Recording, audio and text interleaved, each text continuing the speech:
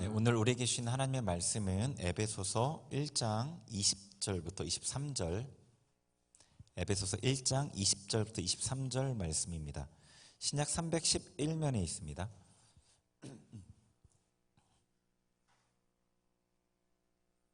에베소서 1장 20절부터 23절 찾으셨으면 우리 한 목소리로 같이 봉독하도록 하겠습니다. 시작.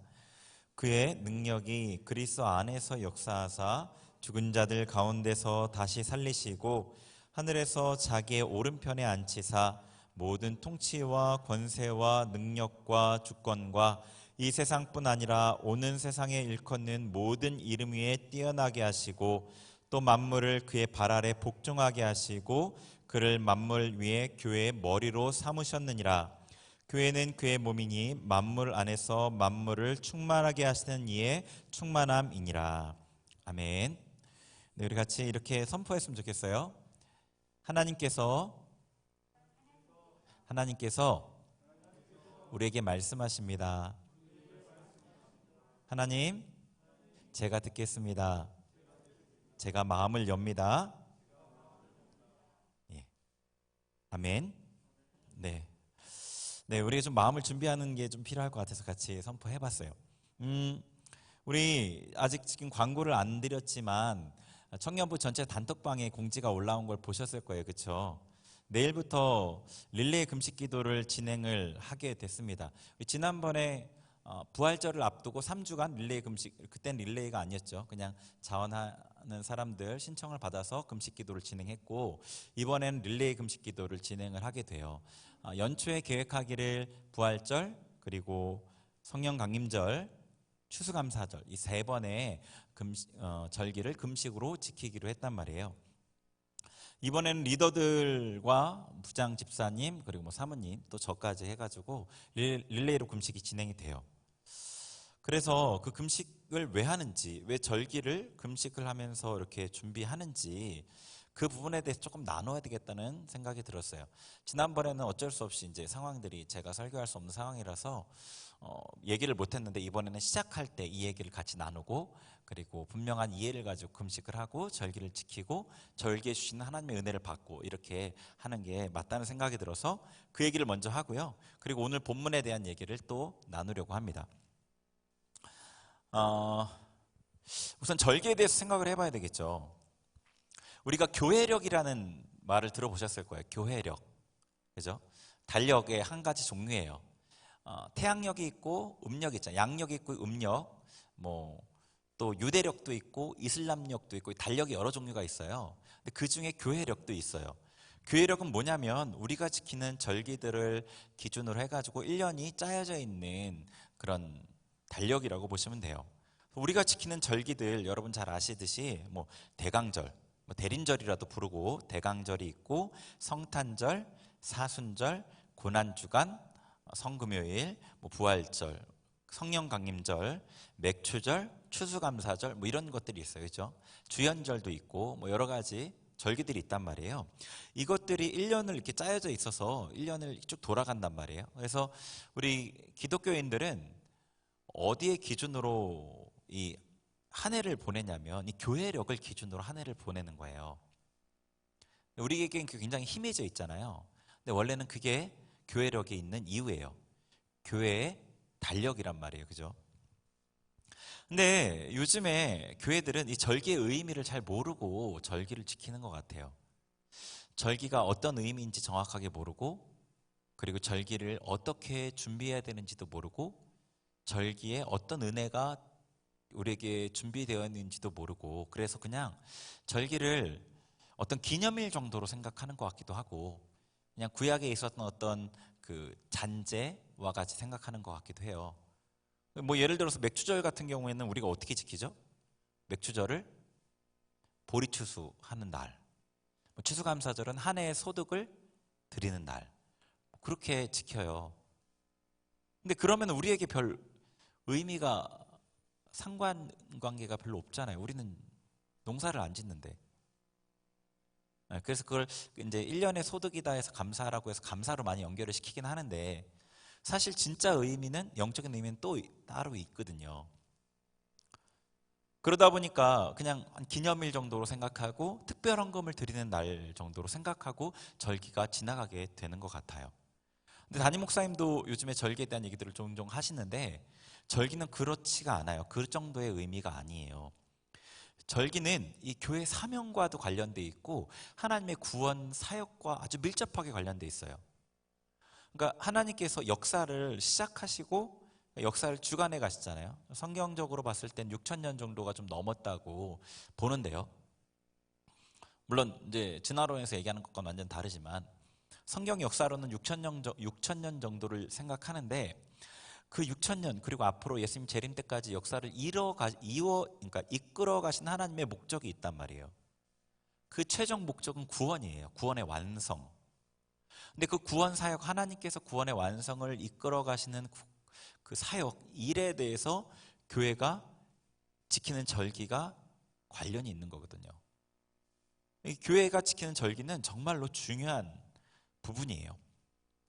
자, 그러면은 이 절기에 대한 얘기를 하면 먼저 구약에 대한 내용을 봐야 되겠죠. 그죠? 절기가 구약에서부터 유래했어요. 하나님께서 구약에서 유대인들에게 절기를 명령하셨고 그 절기를 구약의 유대인들이 지켰고 그것들이 우리가 지키는 교회력의 절기들의 전승이에요. 네. 자, 봐볼게요.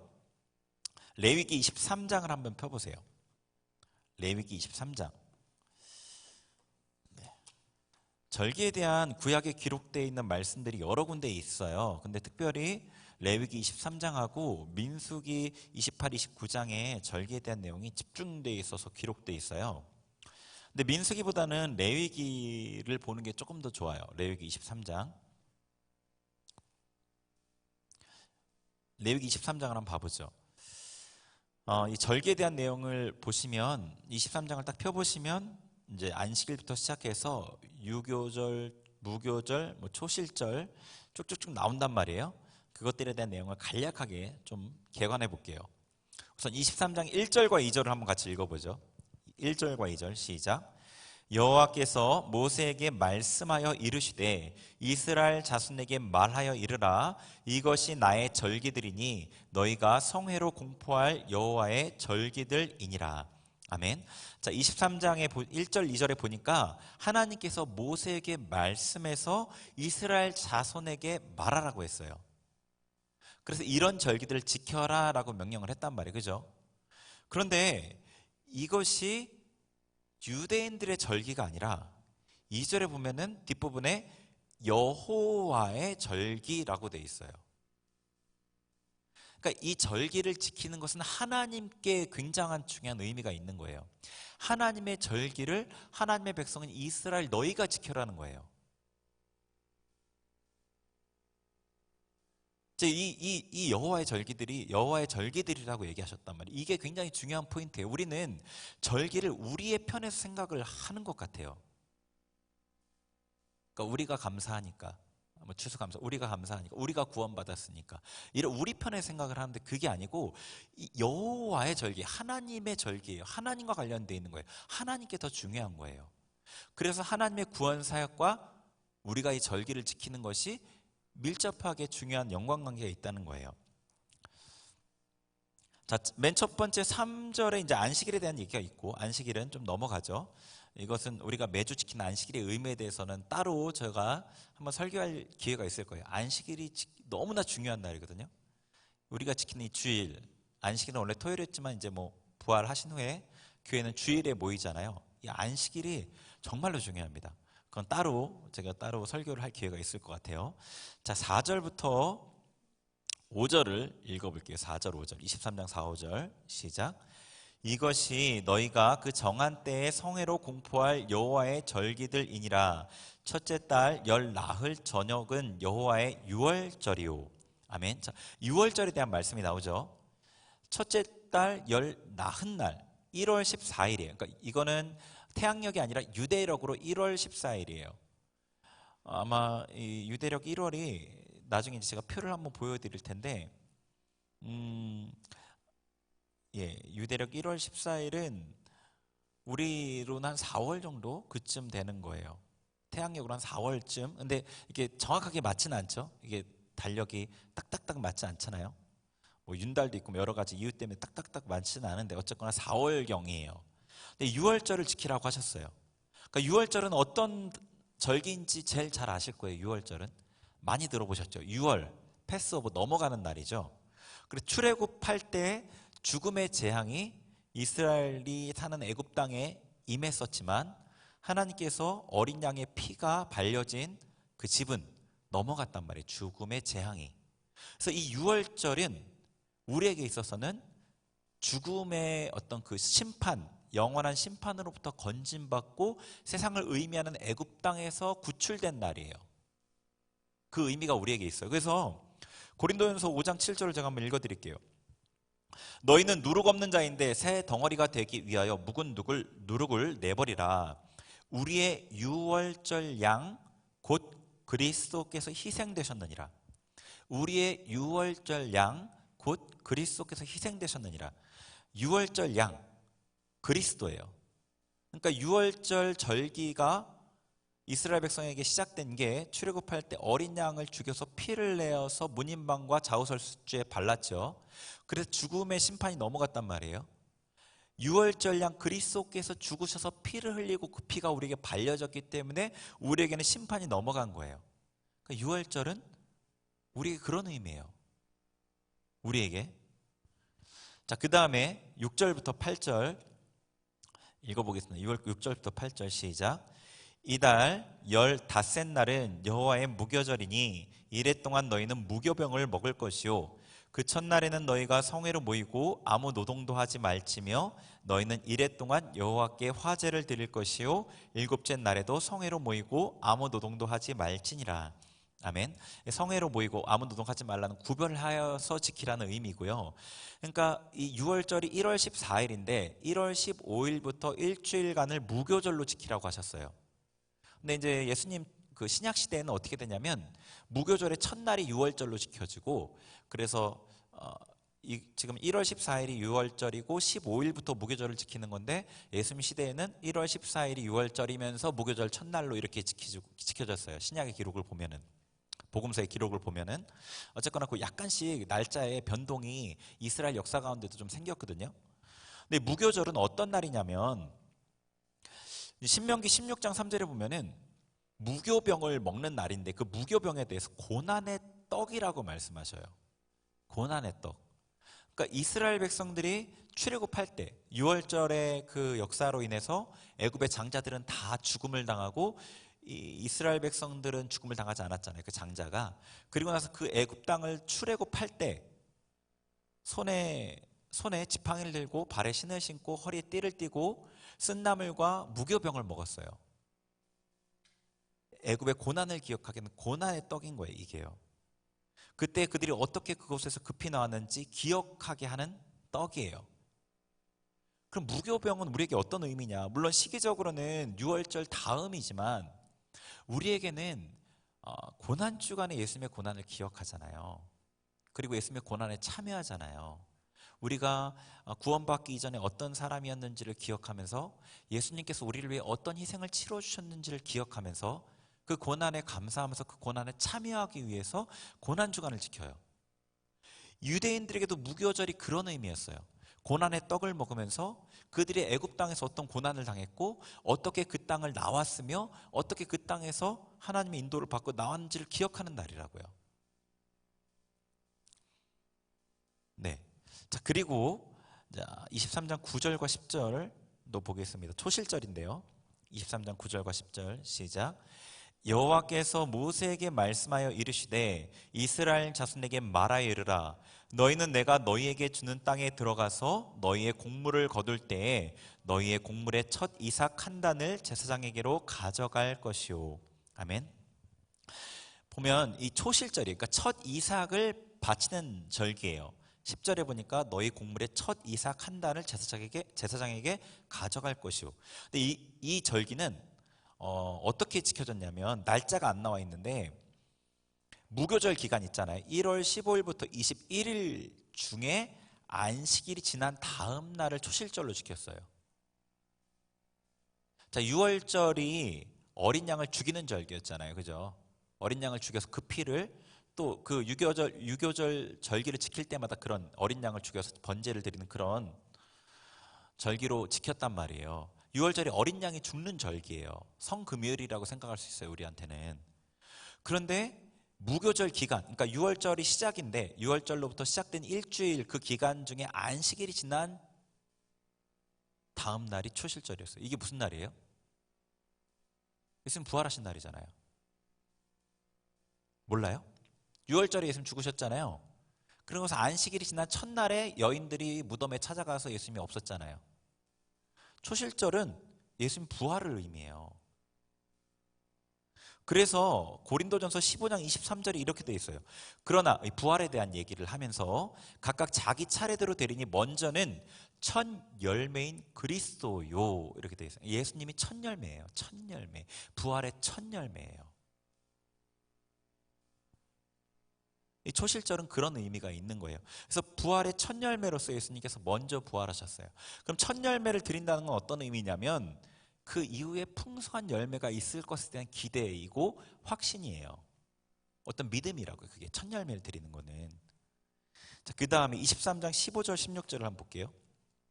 15절 16절 시작. 안식일 이튿날 곧 너희가 요제로 곡식단을 가져온 날부터 세어서 7 안식일의 수요를 채우고 7 안식일 이튿날까지 합하여 50일을 계수하여 새 소제를 여호와께 드리되. 아멘. 자, 이게 오순절이에요. 그죠? 이게 오순절. 우리가 3주 후에 지킬 성령 강림절이란 말이에요. 목사님 설교 들으면 들었으면 기억나실 텐데 부활 이후에 50일째 되는 날을 지금 준비하잖아요. 부활의 절기라고 얘기하시잖아요. 그죠? 초실절 이후에 7 안식일이 지난 49일이 지난 그 다음 날 50일을 오순절로 지키는 거예요. 오순의 순자는 열순이에요. 열순. 그래서 50일이 지난 날 지키는 게 오순절이에요. 그리고 오순절 날 무슨 일이 있었어요? 오순절 날 성령께서 강림하셨죠. 사도행전 2장 1절에 오순절 날이 이미 이름에 그들이 다 같이 한 곳에 모였더니 호련히 하늘로부터 급하고 강한 바람 같은 소리가 있어 그들이 앉은 온 집에 가득하며. 오순절에 성령 강림하셨어요. 그래서 예수님이 부활의 첫 열매셨고 그 다음에 예수님의 부활에 참여할 자들을 열매로 거두셨다고요. 예수님의 부활에 참여할 자들을 열매로 거두신 거예요. 이게 오순절이 맥주절이랑 똑같거든요. 유대인들은 오순절과 맥주절이 같아요. 보리 추수를 드리는 절기라고요. 첫 열매로서 부활하신 예수님의 부활에 참여할 자들을 거두신 거예요. 오순절은 성령께서 강림하신 절기예요. 그 이후에도 성령께서 계속해서 사람들을 거두고 계시죠. 자, 그 다음에 이제 나팔절이에요. 레위기 23장 23, 4절 뭐 자세한 내용은 어떤 제사를 드리는 방법은 넘어갈게요. 23장 23, 4절 시작. 여호와께서 모세에게 말씀하여 이르시되 이스라엘 자손에게 말하여 이르라. 7째 달 곧 그 달 첫날은 너희에게 쉬는 날이 될지니 이는 나팔을 불어 기념할 날이요 성회라. 자, 이 날은 나팔절이라고 얘기해요. 나팔을 부는 절기예요. 자, 이스라엘 백성들이 나팔을 언제 불었는지 혹시 아세요? 제가 특별기도회 때 계시록을 몇 장을 강의했었어요. 전체 강의는 안 하고 그때 나팔절에 대한 얘기를 잠깐 했었는데, 나팔을 부는 것은 이스라엘 백성들을 모을 때, 소집할 때 불렀고요. 행진할 때, 진이 유진에 있다가 이제 머물러서 텐트 치고 이렇게 있다가 행진할 때 나팔도 불렀고요. 전쟁을 나갈 때도 나팔을 불었어요. 근데 이스라엘 백성을 모으는 의미가 커요. 이 나팔절은 뭐냐면요, 이 뒤에 초막절을 앞두고 나팔을 불어서 하나님의 백성들을 모으는 거예요. 계시록 8장 6절에 보면 이렇게 돼 있어요. 7 나팔을 가진 7 천사가 나팔 불기를 준비하더라. 계시록의 천사들이, 그러니까 7인이 띄어지고 나서 천사들이 나팔을 분단 말이에요. 나팔을 부는 것은 이제 예수님이 올 때가 다 됐다, 준비해라, 모일 준비를 해라 라는 게 나팔을 부는 거거든요. 그래서 첫 번째, 두 번째, 세 번째, 7째 나팔을 불고 그 다음에 이제 전 지구적인 핍박이 있은 다음에 14장에서 예수님이 재림하셔요. 그래서 이제 뭐 데살로니가 전서일 텐데 거기서는 큰 나팔과 함께 호령과 천사장의 소리로 예수님께서 강림하신다. 큰 나팔은 7번째 나팔이거든요. 마지막 나팔. 그러니까 나팔절은 뭘 의미하냐면 우리에게 다시금 일깨우는 거예요. 장막절이 있다, 초막절이 있다는 걸 일깨우는 역할을 한다고요. 나팔절은. 초막절은 금방 볼게요. 자, 속죄일은 네, 레위기 23장 26절부터 28절 읽어보죠. 시작.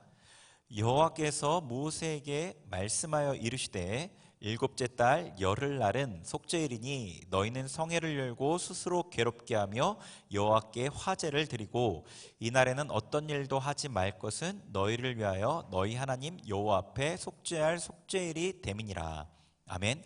자, 이날은 여기에는 이렇게 속죄일로 되어 있는데 이건 대속죄일이에요. 1년에 1차, 이게 민수기에 좀 더 자세히 나와 있거든요. 1년에 한 번 이스라엘 백성 전에서 일괄적으로 회개하는 날이에요. 대제사장이. 그래서 그때는 아사셀 염소, 그러니까 염소 2마리를 이제 선택해서 한 마리는 하나님 앞에 제단에 드리고 이제 번제로 드리고 한 마리는 아사셀 염소로 해서 광야에 데리고 나가서 광야에서 죽게 만들고 이렇게 하거든요. 그 대속죄를 얘기하는데 이것은요. 계시록 14장 1절에 보면 이렇게 되어 있어요.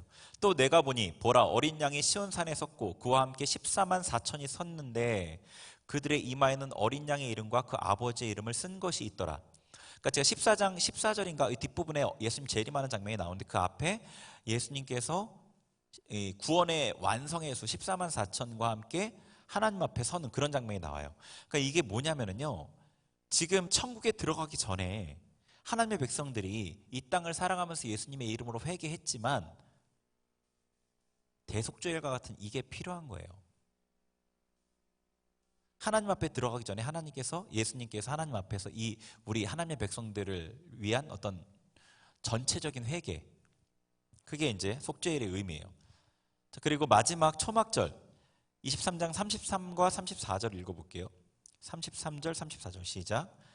여호와께서 모세에게 말씀하여 이르시되 이스라엘 자손에게 말하여 이르라 일곱째 달 15셋 날은 초막절이니 여호와를 위하여 이레 동안 지킬 것이라. 아멘. 자, 초막절은 7월 15일이에요. 속죄일은 7월 10일이에요. 나팔절은 7월 1일이에요. 말세와 관련된 것이 쫙쫙쫙 이루어져요. 7월 달에 다 처음부터 시작했다. 초막절은 뭐예요? 초막에 들어가서 장막에 들어가서 광야의 생활을 기억하는 절기로 기록되어 있는데 이 초막절이 진짜 의미는 계시록에 이렇게 되어 있어요. 그러니까 구약의 의미는 그림자예요. 좀 더 명확한 의미는 신약에서 볼 수 있어요. 제가 읽어드릴게요. 21장 계시록 21장 3, 4절. 내가 들으니 보좌에서 큰 음성이 나서 이르되 보라 하나님의 장막이 사람들과 함께 있음에 하나님이 그들과 함께 계시리니 그들은 하나님의 백성이 되고 하나님은 친히 그들과 함께 계셔서 모든 눈물을 그 눈에서 닦아주시니 다시는 사망이 없고 애통하는 것이나 곡하는 것이나 아픈 것이 다시 있지 아니하리니 처음 것들이 다 지나갔음이로라. 마지막 그 구원의 완성 때 하나님의 장막이 사람들과 함께 있어서 하나님이 사람과 함께 사셔요. 하나님의 장막에 들어가는 날이 있어요. 초막절 혹은 장막절은요, 동일한 말로 이렇게 병행해 쓰여요. 그 단어가 하나님의 장막, 하나님의 초막에 들어갈 날이 있다는 거예요. 추수예요. 영적 추수, 마지막 추수. 그래서 우리가 초막절, 이 장막절을 우리는 지금 추수감사절로 지키고 있죠. 추수감사절로. 여기에 하나님의 구원의 사역이 나타나 있잖아요. 유월절에 예수님을 통한 하나님의 백성의 구원, 그리고 예수님의 죽으심이죠. 유월절은 그 무교절에서 예수님의 고난과 유월절에 예수님의 죽으심, 초실절에 예수님의 부활, 그리고 오순절에 성령 강림을 통해서 하나님의 백성들을 거두시고, 그리고 나서 나팔절을 통해서 예수님 재림에 대한 경각심을 주고, 속죄일에 전 이스라엘, 전 하나님의 백성들, 영적 이스라엘인 우리를 포함한 이스라엘 민족들의 대속죄에 대한 말씀, 그리고 초막절에 하나님의 장막에 들어갈 날을 기억하게 하는 것. 구원의 시작과 끝이 절기에 다 들어가 있어요. 예수님의 죽으심부터 천국에 들어가는 것까지. 그러니까 이 절기는요, 하나님의 구원 계획의 시간표와 같은 거예요. 어떻게 보면 시간표는 좀 그렇고 구원 계획의 표예요. 이렇게 내가 구원을 이뤄간다. 교회력의 절기들, 아까 얘기한 대로 뭐 고난주간, 뭐 성금요일, 부활절, 성령강림절, 뭐 추수감사절, 이런 것들 여기에 속하죠. 그 절기 그림 좀 보여줄래요? 명가나? 네. 여기 이제 제가 인터넷 찾아보니까 이런 게 있더라고, 정리된 게요. 여기 보시면 이 절기, 구약의 절기랑 우리 절기랑 완전히 일치하진 않아요. 근데 이 어떤 연관성이 분명하게 있어요. 보시면 여기 보시면 이게 보이나 모르겠어요. 이게 포인트 보여요? 빨간색? 여기 오른쪽에 오케이, 땡큐. 여기 유월절 있죠. 무교절 있죠. 근데 유월절, 무교절 이쪽에 부활 비슷한 시기에 부활절이 있어요. 사순절이 앞에 있고 부활절 앞에 고난주간이 있을 거고요. 부활절 앞에는 예수님 죽으심이 있죠. 그리고 유월절 요쯤에 초실절이 있겠죠. 안 써 있지만. 그죠? 그러니까 우리는 이 성금요일을 유월절로 기억해 지키고 부활절을 초실절로 기억해 지키고 있었어요. 무교절을 고난주간으로 지키고 있었다고요. 그래서 여호와의 절기는 영원히 지킬 절기예요. 우리에게 없어지지 않아요. 우리는 모르지만 하나님의 어떤 섭리 가운데 지키고 있었던 거죠. 그리고 나서 77절, 일곱 안식일이 지난 다음 날이 맥추절이에요. 오순절이죠. 그때가 성령 강림절이 비슷한 시기에 있어요. 오순이라고 되어 있죠. 50일이 지난. 이게 우리가 지키는 절기예요. 맥추절. 근데 우리는 맥추절을 이때 지켜요. 7월 달에. 왜 이때 지키는지 알아요? 보리추수 감사하는 절기라서 이때 지켜요. 보리추수한 때가 이때쯤이거든요. 근데 이거는 좀 성경적인 의미하고는 좀 약간 다르죠. 왜냐하면 맥추절은 성경에서 유대인들에게 맥추절과 오순절은 똑같거든요. 어쨌거나 그렇고요. 그리고 여기 보니까 초막절이, 그러니까 뭐 나팔절, 속죄일, 초막절이 이쪽에 있죠. 11월 달쯤에. 근데 그 즈음에 가지고 우리가 추수감사절을 지켜요. 그죠? 비슷한 시기에. 이제 요 왼쪽에 있는 거는 출애굽 시대, 제가 읽은 레위기에 레위기 맞죠? 레위기에 나와 있는 절기고요. 요거는 예수님 시대에 지켰던 절기예요. 절기가 약간 시기가 달라졌죠. 여기에 뒷부분이. 근데 우리는 이 예수님 시대에 지켰던 절기와 좀 더 가까운 것 같아요. 시기를 지키는 게. 그래서 이렇게 구약의 절기를 지금 교회도 지키고 있다는 거예요. 네, 꺼주세요. 그러니까 그만큼 절기가 중요하다는 얘기를 드리는 거예요. 그러니까 우리가 그동안 절기를 너무나 무신경하게 지켜왔지만 그렇게 지키는 게 아니었어요. 자, 그럼 절기를 지키는 이유에 대한 거를 한번 볼게요. 교회는 왜 절기를 지키게 하시는가? 하나님의 구원의 계획인데 그게 어떤 의미가 있는가? 자, 고린도전서 15장. 아니요. 11장, 죄송해요. 11장 26절. 고린도전서 11장 26절이에요. 네, 고린도전서 11장 26절 한번 찾아보죠. 신약 277페이지 11장 26절 같이 읽습니다. 시작. 너희가 이 떡을 먹으며 이 잔을 마실 때마다 주의 죽으심을 그가 오실 때까지 전하는 것이니라. 아멘. 자, 이게 지금 성만찬에 대한 얘기잖아요. 교회 예식 중에 중요한 성만찬. 성만찬에 대해서 뭐라고 얘기하고 있냐면 너희가 이 떡을 먹고 이 잔을 마시는 것이 너희가 은혜 받고 끝나는 그런 정도가 아니라 예수님의 죽으심을 전하는 역할을 한다는 거예요. 교회가 지키는 그 예식이 예수님의 죽으심의 선포의 기능을 한다는 거예요. 그게 더 중요하다는 거예요. 그래서 이 사람들이 이걸 분별하지 않고 그냥 먹으면 죄가 되는 거예요. 자기에게 국한된 문제가 아니거든요. 그러니까 교회가 어떤 예식을 지키고 어떤 것들을 할 때 그것은 어떤 선포의 의미가 있다는 거예요. 절기가 그런 거죠. 하나님의 구원 계획이 절기에 담겨 있잖아요. 그럼 교회가 그 절기들을 지킬 때마다 하나님의 구원을 선포하고 있는 거라고요. 하나님의 구원 사역을 선포하고 있는 거라고요. 근데 우리가 절기를 그냥 대충 지킨다면 그 사명을 우리에게 주어진 이 하나님의 구원 사역의 선포에 대한 사명을 소홀히 여기게 되는 거겠죠. 그래서 이 하나님께서 이 구원 사역을 선포하게 하기 위해서 그 구원의 절기에 합당한 은혜를 우리에게 부어 주시는 거예요. 우리가 그 은혜를 받아야지 그것이 우리를 통해 선포가 되잖아요. 지키는 것 자체가 영적인 영역에서 선포의 역할을 하지만 우리가 그 은혜를 받아야지 세상에 나가 사람들에게 그것을 선포할 수 있잖아요. 부활의 능력을 받아서 부활의 능력으로 살아야지 선포가 되죠. 오순절에 성령의 충만함을 은혜를 받아서 그 은혜대로 살아야지 세상을 이기는 능력이 뭔지를 보여준단 말이에요. 그래서 그 은혜를 부어주셔요.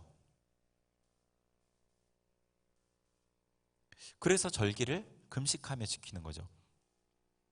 그래서 성령강림절이 이제 3주 후에 있잖아요. 오순절이죠. 성령강림절에는 우리 아까 사도행전 2장 잠깐 제가 읽었지만 성령님이 충만하게 역사했잖아요. 그러니까 성령강림절에는 성령 충만의 역사를 기대할 수 있는 거예요.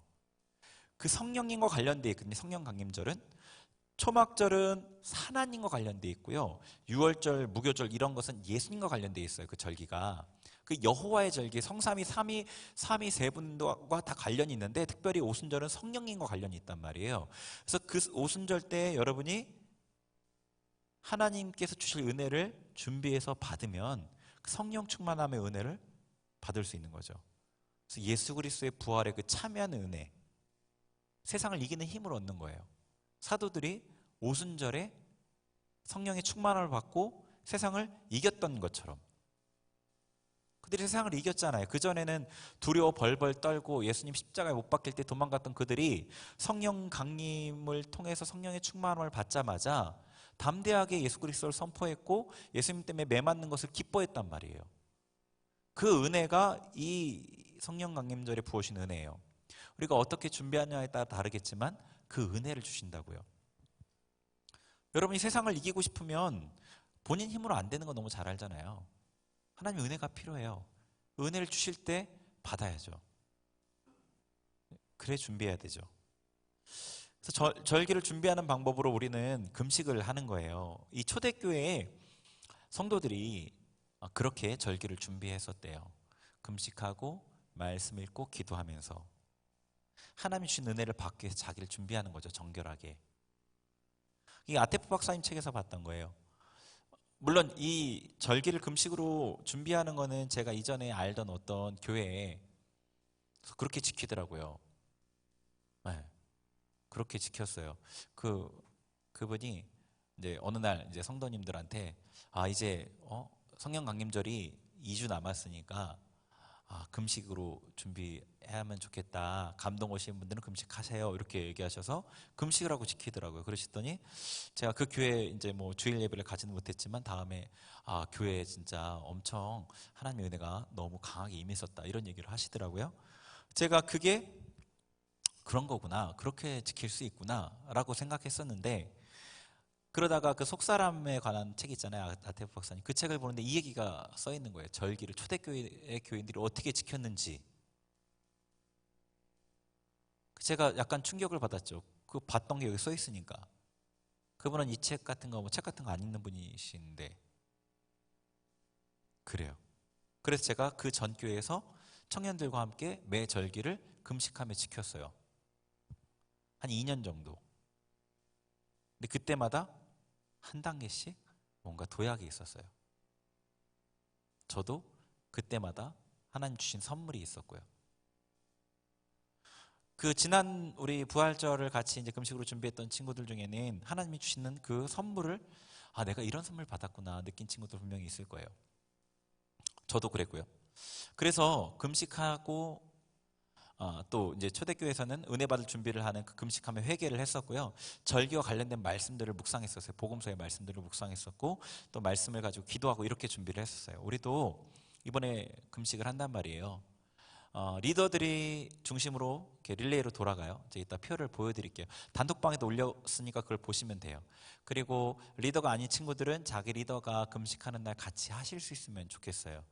여러분이 사모하면서 준비하면 하나님께서 분명한 은혜를 부어주신단 말이에요. 성령의 충만함을 받아야죠. 네. 그래 절기 이렇게 지키게 된 이유에 대해서 말씀을 드렸어요.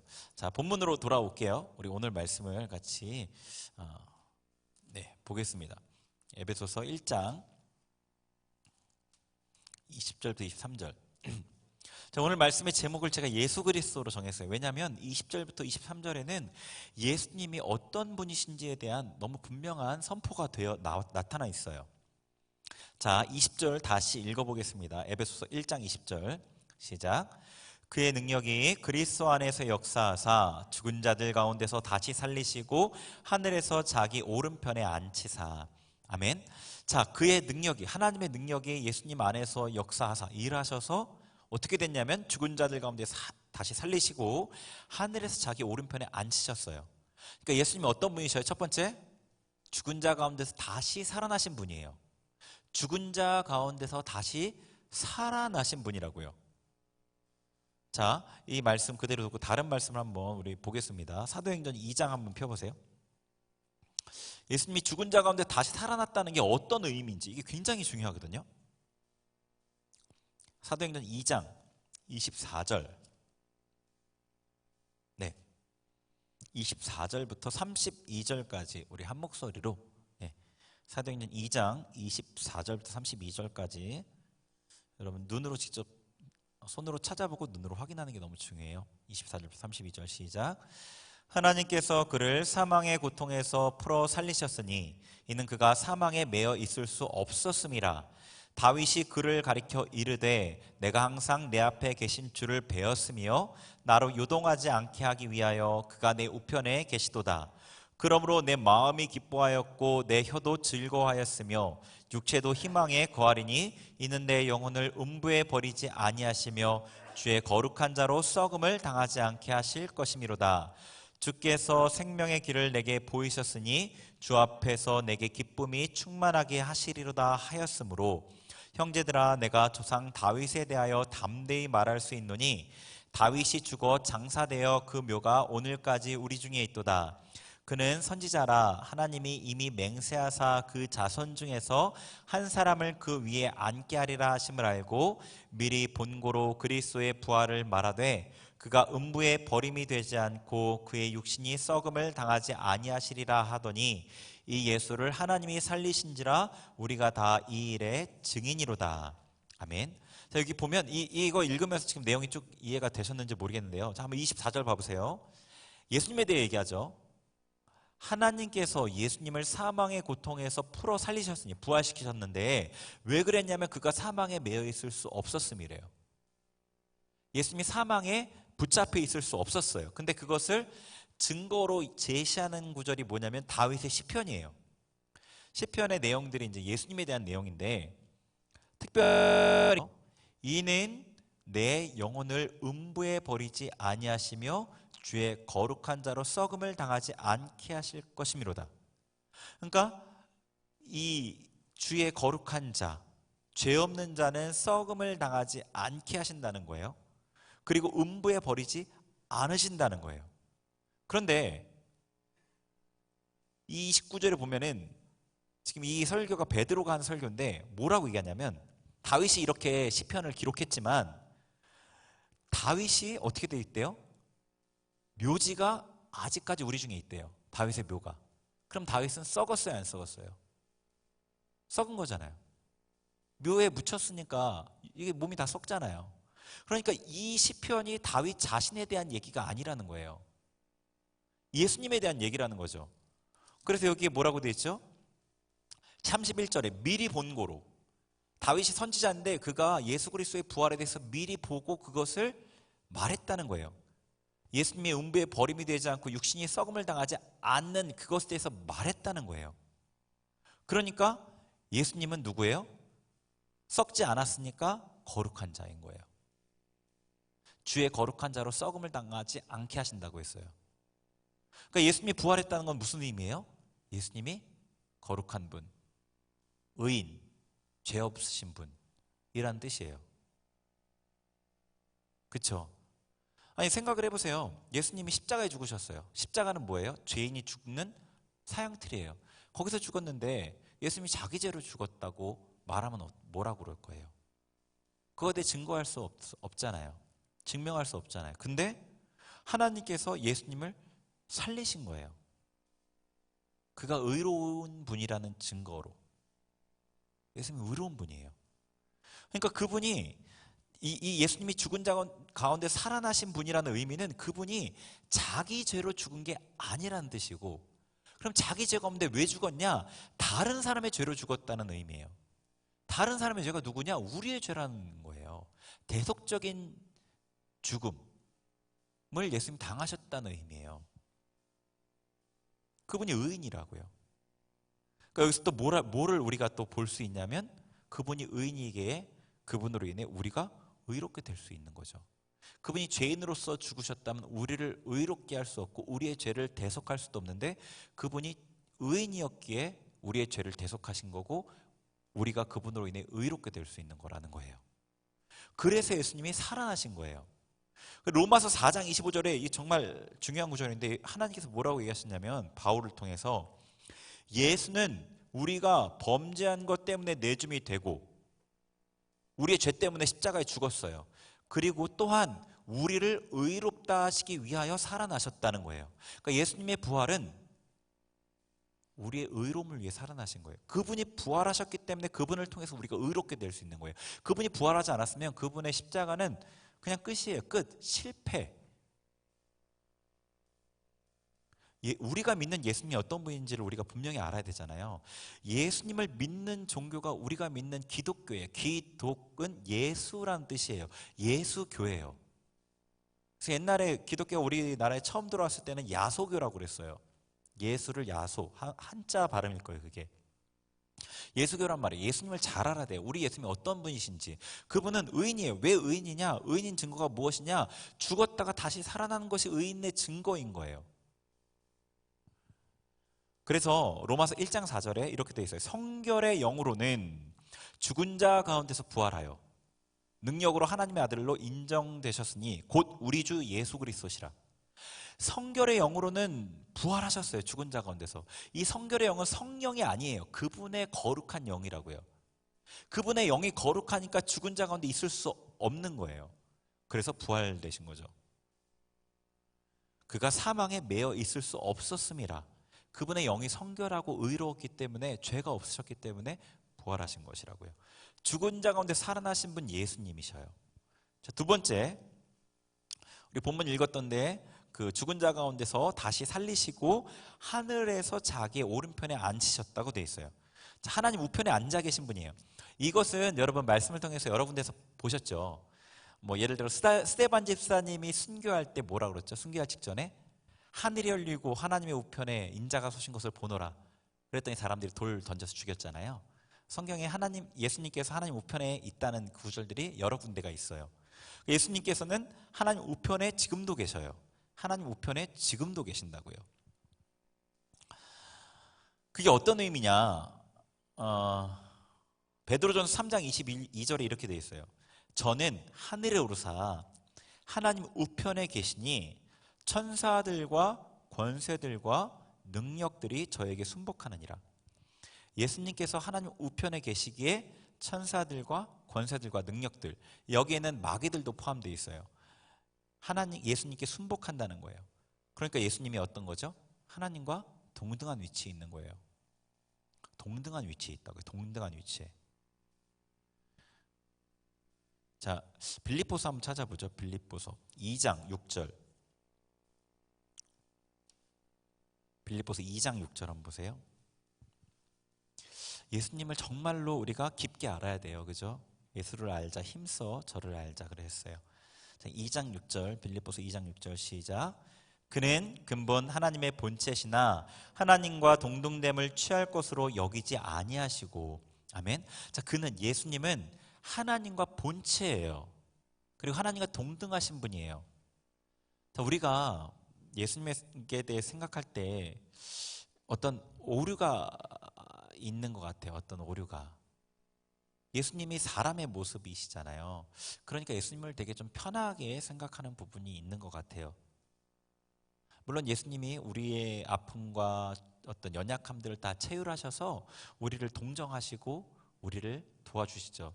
근데 그분은 하나님이셔요. 그분이 하나님과 동등이신 분이에요. 그분이 사람의 몸을 입고 잠시 이 땅에 내려왔던 거예요. 잠시 이 땅에 내려오셨던 거라고, 사람으로서. 그런데 다시 그 구원 사역을 이루신 후에 하나님 우편에 앉으셔서 같은 위치에 오르신 거예요. 그러니까 그분은 하나님이에요. 잠시 하나님과 동등됨을 취할 것을 여기지 않으시고 사람의 몸을 입고 이 땅에 내려오셨을 뿐이에요. 구원 사역을 이루기 위해서. 구원 사역을 다 이루신 후에는 하나님 우편에 앉아 계셔서 하나님이시라고요. 그러니까 제가 지지난주에 하나님에 대한 얘기를 했잖아요. 하나님 어떤 분이신지. 예수님은 하나님과 같은 그런 성품을 가지신 분이라고요. 절대적인 성품을 갖고 계셔요. 무한하시고요, 인격이시고요, 영원 불별하시고요, 어디든지 계셔요. 편재하시고요, 모든 것을 아시고 모든 것을 할 능력이 있으셔요. 전지전능하셔요. 거룩하시고 공의로우시고 선하시고 사랑이시고 신실하시고 영광이 충만하시다고요. 예수님도 그래요. 하나님만 그런 게 아니라 우리가 믿는 예수님이 하나님이시라고요. 우리가 믿는 예수님이 하나님이셔요. 하나님 우편에 앉아 계신 분이에요. 자, 그 다음에 모든 이름 위에 뛰어난 이름을 주셨어요. 자, 빌립보서 2장 6절 찾았죠? 6절부터 11절을 읽겠습니다. 2장 6절부터 11절 시작. 그는 근본 하나님의 본체시나 하나님과 동등됨을 취할 것으로 여기지 아니하시고 오히려 자기를 비워 종의 형체를 가지사 사람들과 같이 되셨고 사람의 모양으로 나타나사 자기를 낮추시고 죽기까지 복종하셨으니 곧 십자가의 죽으심이라. 이러므로 하나님이 그를 지극히 높여 모든 이름 위에 뛰어난 이름을 주사 하늘에 있는 자들과 땅에 있는 자들과 땅 아래에 있는 자들로 모든 무릎을 예수의 이름에 꿇게 하시고 모든 입으로 예수 그리스도를 주라 시인하여 하나님 아버지께 영광을 돌리게 하셨느니라. 아멘. 자, 여기 보니까 에베소서에 나와 있는 말씀보다 좀 더 구체적으로 나와 있는데 9절에 하나님께서 예수님을 지극히 높여서 모든 이름 위에 뛰어난 이름을 주셨어요. 그래서 모든 만물이 그의 이름 앞에 꿇게 하셨어요. 이름이 모든 이름 위에 뛰어난 지극히 높으신 이름이셔요. 예수 그 이름이. 이름이라는 거는 명성과 관련이 있잖아요. 그죠? 위대한 이름 한번 생각해 보세요. 누가 있어요? 위대한 이름? 여러분 아는? 이순신? 세종대왕? 네, 그분들의 이름이 저는 이제 교회사의 위인들이 좀 생각이 나요. 휘필드 목사님이나 뭐 요한 웨슬레, 조나단 에드워즈 뭐 이런 목사님들, 청교도 분들이 생각이 나는데 어쨌거나 여러분이 아는 어떤 위인들 이름 얘기하면 와, 그 사람 대단하다라고 생각하는 분들, 왜 이름이 높아졌죠? 그들이 한 업적 때문에 그래요. 한 일 때문에. 그죠? 예수님이 하신 일이 뭐예요? 가장 위대한 일이잖아요. 그죠? 제가 아까 서두에 말씀드렸죠. 하나님께서 왜 역사를 주관하시는지. 구원 사역을 이루는 거라고요. 그 구원 사역을 완성시키신 분이 예수님이에요. 그러니까 그분이 하신 일은 감히 비교가 안 되죠. 그분 하신 일은 감히 비교가 안 되는 거예요. 우리가 알고 있는 모든 위인들이 한 모든 일들을 합해도 조금도 비교가 안 되는 거죠. 아무도 이룰 수 없는 그 일을 이루셨으니까요. 아무도 할 수 없는 그 일을. 구원사역의 완성을 이루셨으니까요.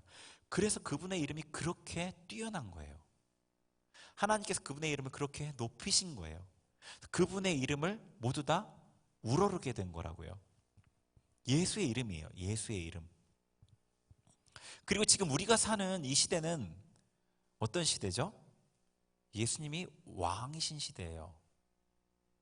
그거 아세요? 예수님이 이 시대는 왕이에요.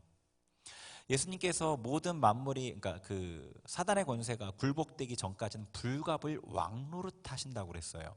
그러면서 모든 만물이 다 이제 예수님 재림 이후에 다 제자리를 잡으면 사단은 지옥에 들어가고 하나님의 백성들은 하나님의 나라에 들어갈 때 그 권세를 다시 하나님 아버지께 드린다고 기록되어 있어요. 불갑을 지금은 어쩔 수 없이 왕노릇을 하고 있다. 어쨌거나 지금은 예수님께서 왕이신 시대예요. 그분의 이름이 능력이 있는 거예요. 그러니까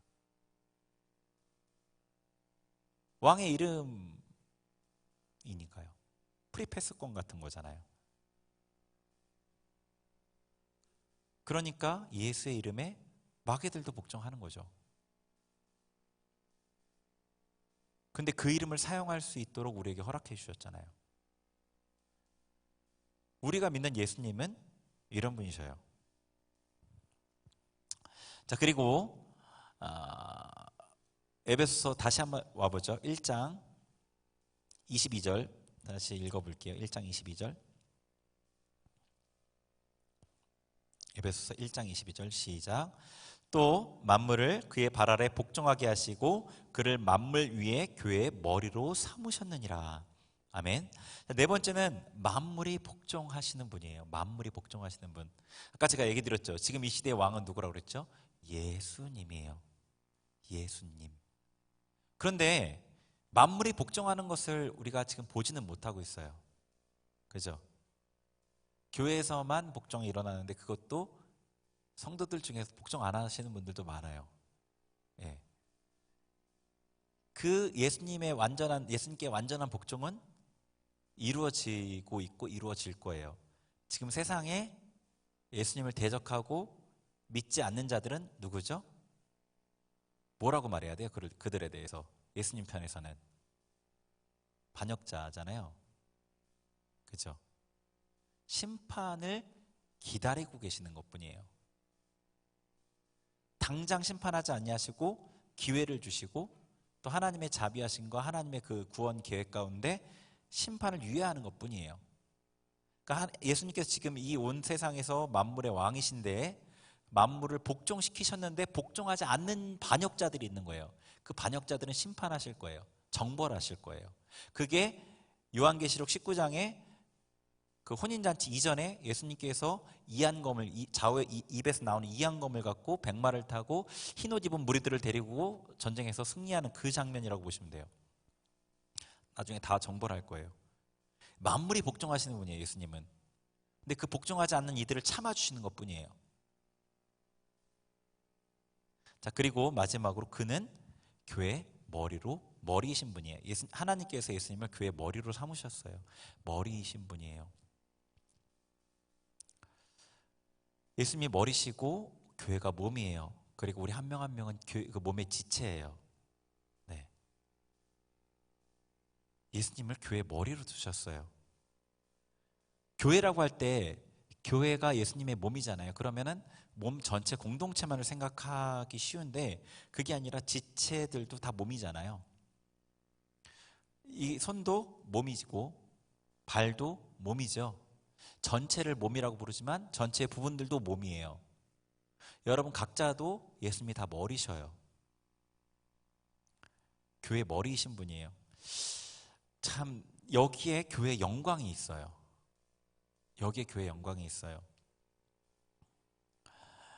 자, 23절 읽어볼게요. 23절 읽습니다. 시작.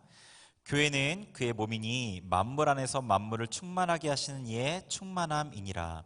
아멘. 이 예수님, 죽은 자 가운데서 사신 분, 하나님과 동등된 위치에 계신 분, 모든 이름 위에 뛰어난 이름을 가지신 분, 모든 만물이 그 발 아래 복종하시는 분, 교회 머리 되신 이분의 몸이에요, 교회가. 네.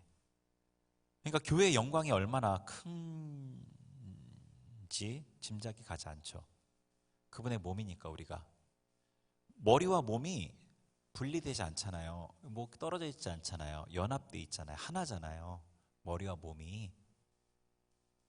그래서 교회가 예수 그리스도 그분, 그렇게도 말할 수 있는 거예요. 교회의 영광이죠. 그래서 예수님과 교회가 연합되어서 그분의 뜻을 온전히 이 땅 가운데 나타내고 그분의 메시지를 선포하고 그분의 일을 하는 것, 이 교회예요. 그리고 또 교회는 그것뿐이 아니에요.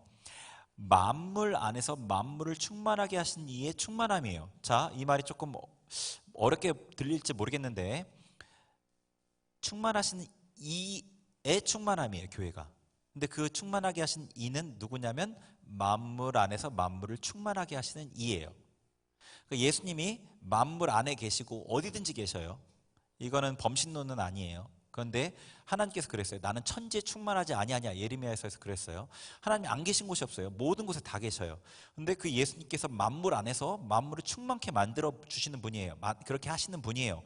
만물이 기동하게 하고 만물이 지금 유지되게 하고 이 전 우주가 소멸되지 않고 이 형태를 유지할 수 있도록 붙들어 주신 분이, 말씀으로 붙들어 주신 분이 예수님이라고요. 근데 그 만물을 충만하게 하시는 그분의 충만함이 교회예요. 교회가 엄청 나죠. 그래서 교회를 통해서 예수님께서는 만물의 통일을 이루시려는 거예요. 하늘과 땅의 통일을 교회를 통해 이루시는 거예요. 여러분, 교회에 대한 얘기예요. 여러분이 다니는 교회, 교회에 지체된 여러분에 대한 얘기라고요. 우리가 섬기는 예수님에 대한 얘기고요. 자, 그리고 20절에 그의 능력이 그리스도 안에서 역사했다고 그랬어요. 근데 그의 능력은 19절이에요. 19절 읽어볼게요. 시작. 그의 힘의 위력으로 역사하심을 따라 믿는 우리에게 베푸신 능력의 지극히 크심이 어떠한 것을 너희로 알게 하시기를 구하노라. 그의 능력이. 예수님께 역사에서 예수님을 이렇게 살리시고 하나님과 동등된 위치에 두시고 뛰어난 이름을 주시고 모든 이름 위에 만물을 복종하게 하시고 교회의 머리로 삼으신 그 능력은 성도에게 베풀어진 능력이라고요. 같은 능력이라고요. 같은 능력이에요. 여러분이 이 능력을 힘입으면 여러분도 예수 그리스도의 지체로서 예수 그리스도만큼, 그분의 장성한 분량만큼 성장하고 그분의 뜻을 이루는 이룰 수 있는 사람들이라고요. 자신에 대해서 자신이 어떤 존재인지, 어떻게 부름받았는지 명확하게 여러분이 보셨으면 좋겠어요.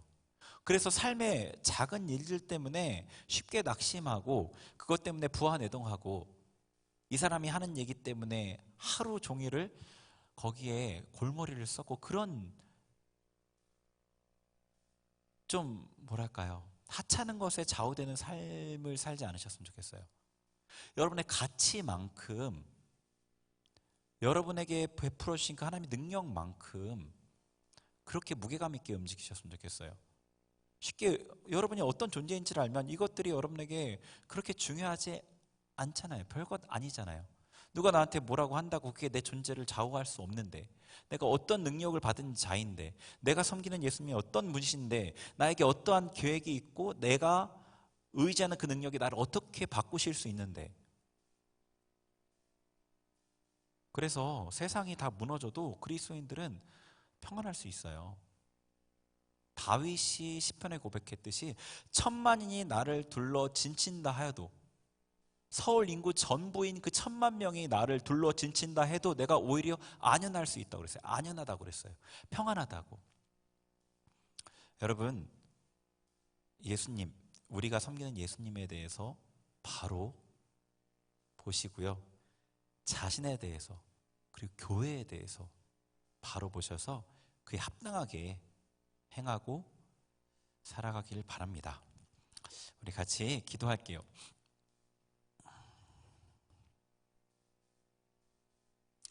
우리 찬양을 먼저 하겠습니다. 모든 이름 위에 뛰어난 이름 찬양하고 같이 기도하죠.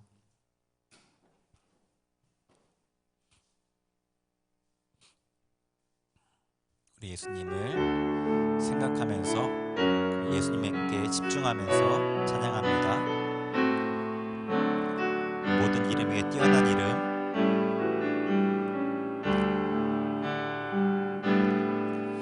모든 이름 위에 뛰어난 이름, 예수는 주, 예수는 주. 모든 무릎 꿇고 경배를 드리세. 예수는 만유의 주님. 모든 이름 위에 뛰어난 이름, 모든 이름 위에 뛰어난 이 예수는 주, 예수는 주.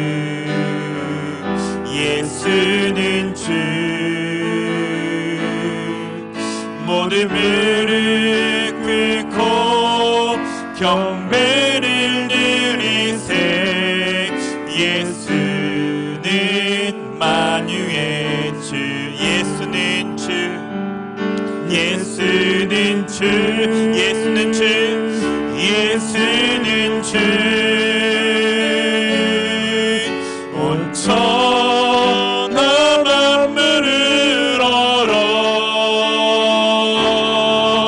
그 보좌 영광을 돌리세. 예수 예수 예수는 주, 예수는 주, 예수는 주, 예수는 주. 온 천하 만물을 얼어 그 보좌 영광을 돌리세. 예수 예수 예수는 주. 우리 같이 기도할 텐데요. 예수님, 우리가 예수님에 대해서 바로 알지 못하여서 흔들렸던 우리의 삶을 지금 회개합니다. 믿음 없이 작은 것들에 흔들려왔던 우리의 삶을 회개합니다. 주님의 크심을 바라봅니다. 예수님의 크심을 우리에게 온전히 알 수 있도록 우리의 눈을 열어주옵소서. 그분을 의지하고 교회의 영광을 생각하며 우리에게 주신 그 능력을, 베풀어 주신 능력을 생각하며 하나님 앞에 담대하게 나아가겠습니다. 우리 주님의 이름 세워 부르고 통성으로 기도합니다. 주여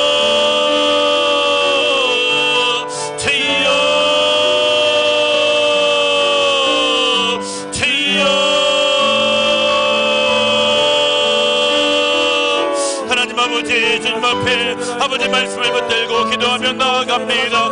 예수 그리스도 우리의 영광의 주님이 어떠한 분인지 우리가 알지 못하였습니다. 그래서 세상에 아버지 작은 물결에도 흔들리며 고민하며 낙심하였던 우리의 모습을 회개합니다. 우리의 믿음 없음을 용서하여 주옵소서. 우리의 믿음 없음을 용서하여 주옵소서. 할렐루야 카루와르 캄마베르 리얼로 카루와라 세르와르 캄마베르. 주님을 바로 알고 믿기를 원합니다. 우리에게 계시의 영으로 역사하여 주옵소서.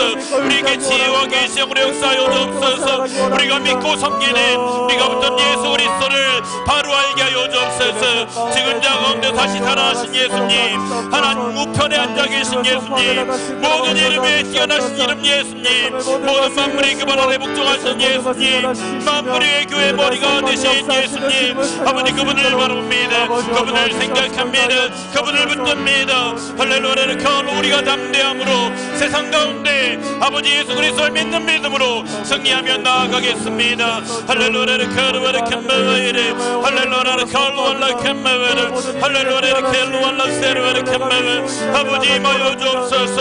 임하여 주옵소서. 임하여 주옵소서. 할렐루야 카르바르 캄마바르 메올라 켈루왈라 세르바르 캄마바. 성령님 임하여 주옵소서. 성령님 임하여 주옵소서. 우리의 우둔한 눈을 열어 주옵소서. 우리의 눈을 밝혀 주옵소서. 할렐루야 카르바르 캄마바 메올라 카르바르 캄마바 이레레 할렐루야 캄마바 이레레 할렐루야 켈루왈라 캄마바르 할렐루야 켈루왈라 세르바르 캄마바르 할렐루야 켈루왈라 캄마바르 할루왈라 캄마바 이레레. 임하여 주옵소서. 성령님 임하여 주옵소서. 할렐루야 켈루왈라 세르바르 캄마바. 예수는 주, 예수는 주. 온 천하 만물을 얼어 그 보좌 영광을 돌리세. 예수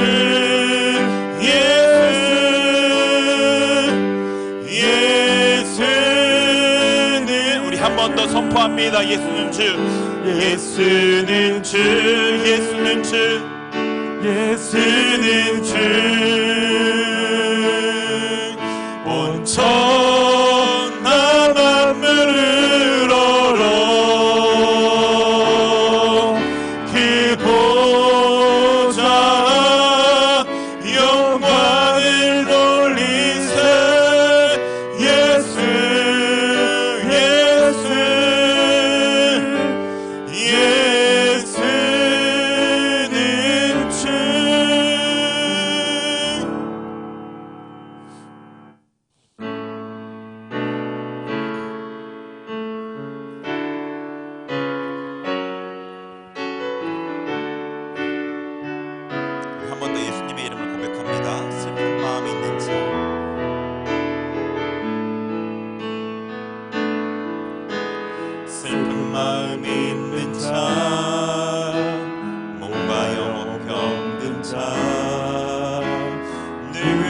다시 부르시오.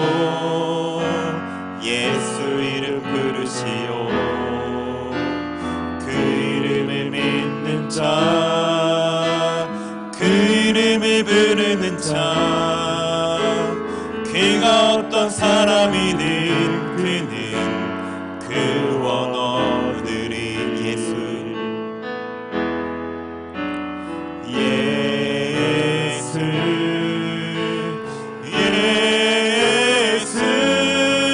오 능력의 그 이름 예수 나 외쳐 부르네.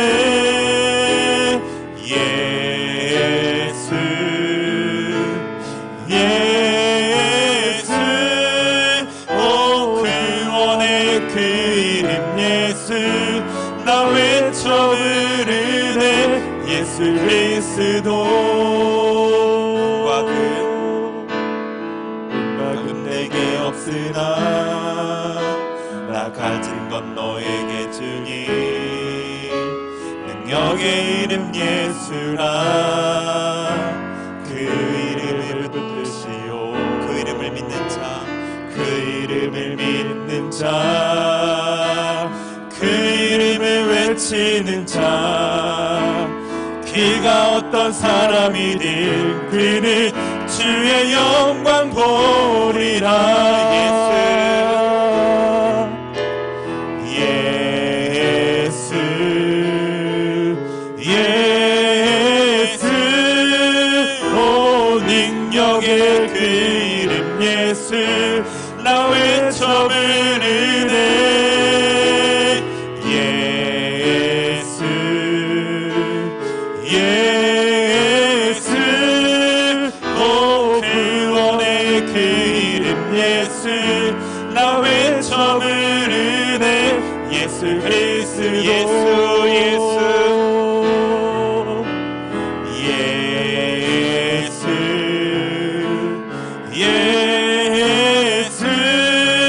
오 능력의 그 이름 예수 나 외쳐 부르네. 예수 예수 오 구원의 그 이름 예수 나 외쳐 부르네. 예수 그리스도. 우리 한번 계속 기도하겠습니다. 우리 가사 우리 찬양한 대로 하나님 앞에 어떤 문제가 있던지 그 예수님의 이름을 부르는 자 구원을 얻는다 하였습니다. 우리 주님의 이름을 부를 때 나의 삶의 이 고통들에게서부터 내가 벗어나게 하여 주옵소서. 하나님 제 삶의 이 고난, 고통, 이 고민들로부터 제가 자유하길 원합니다. 우리 주님의 이름을, 예수님의 이름을 주여 주여 간절하게 부르면서 주님 그 능력으로 내게 임해 주세요. 우리 같이 주님의 이름 부르면서 같이 기도합니다. 주여 주여 주여 아버지 주님 예수의 이름의 능력을 의지하며 주님 앞에 나아갑니다. 예수님의 이름입니다. 주님의 이름을 부르는 자 구원을 얻는다 하셨습니다. 할렐루야 우리 간절히 주님의 이름을 부르며 주님의 능력을 의지하며 나아갑니다. 할렐루야 우리의 슬픈 마음으로부터 노임 받게 하여 주옵소서. 우리의 병들로부터 노임 받게 하여 주옵소서. 할렐루야 아버지 능력의 예수 그리스도 이름이 우리의 삶 가운데 역사하여 주옵소서. 구원의 그 능력으로 역사하여 주옵소서. 할렐루야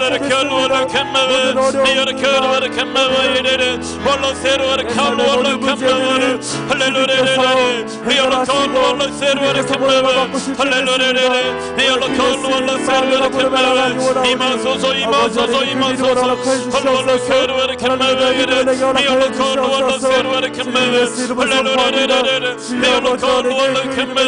주님의 이름의 그 권세, 주님의 이름의 그 능력으로 우리의 삶의 구원이 아버지 임하여 주옵소서. 풍성하게 할렐루야 할렐루야. 주님의 영광이 우리의 삶을 통해 나타나도록 그 주님의 영광 우리가 눈으로 목도하도록 제 역사여 주옵소서. 역사여 주옵소서. 할렐루야. 칼로월라 캔마베르 히얼로 콜로월라 세르와르 캔마베르 아버지 역사여 주옵소서.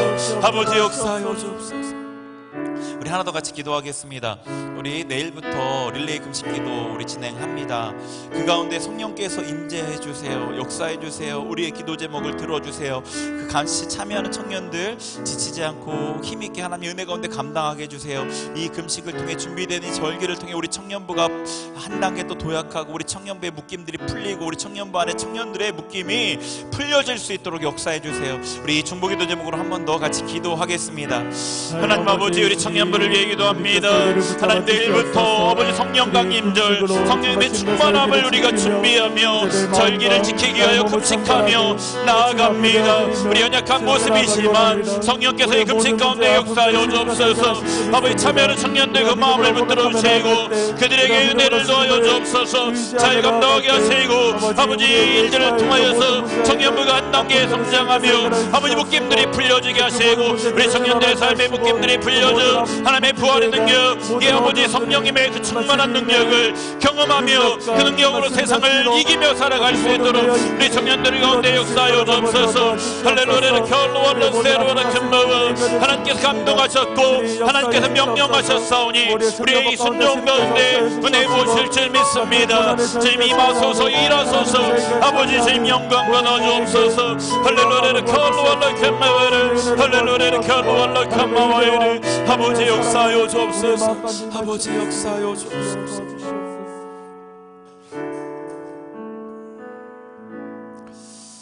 하나님 감사합니다. 우리가 주님의 이름을 붙잡고 그 이름을 부르며 하나님의 능력으로 의지하여 기도했습니다. 기도대로 응답하셔서 우리의 삶에 하나님의 풍성한 은혜가 항상 우리의 삶을 회복시키고 살리시는 역사 경험하게 하여 주옵소서. 예수님의 이름으로 기도합니다. 아멘. 우리 자리에서 일어나셔서 내게 있는 향유옥합 찬양하시면서 봉헌하시겠습니다.